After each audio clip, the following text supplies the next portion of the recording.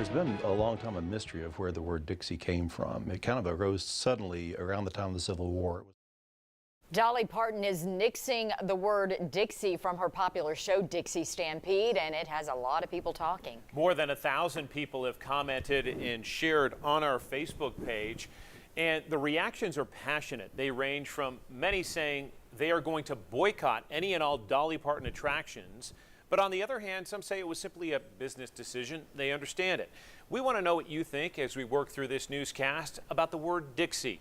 Do you think it's offensive? Do you think it has historical importance? Or is it just a word? You can vote right now at WBIR.com/vote or on the WBIR app. Now, to learn more about the word, WBIR 10 News reporter Sean Franklin talked to a historian to find out about its roots. Sean?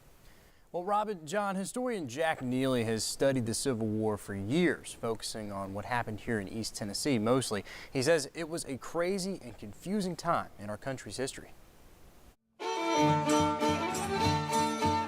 Where the word Dixie came from, though, is kind of a mystery. Much like many parts of history, People talk about two basic ideas. the word Dixie has a murky past. We tend to look to history to know, what makes us different from other people in the world. That's why our Facebook post about Dolly Parton's Dixie Stampede dropping Dixie from its name brought on so many opinions. But we wanted to ask, what's the history behind this word that's clearly charged so many people up? That's one theory, that Mason-Dixon line is what makes the North different from the South, and that's Dixie just comes from Dixon. We asked Knoxville History Project historian Jack Neely about where the word comes from. There was some paper money, a $10 bill printed in New Orleans, because it was in New Orleans, they used the French word dix, or D-I-X, was pronounced dix in French. Americans mispronounced the D's and called it Dix, which eventually turned into Dixieland, referring to New Orleans. But who knows, really? I don't know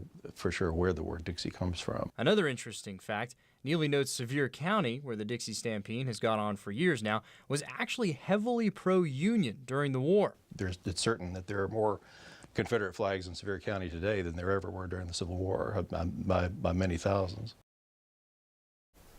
Neely also says to check your sources when you're doing your historical research. Sometimes information you find can be taken from sources that you just can't trust. Robin, John?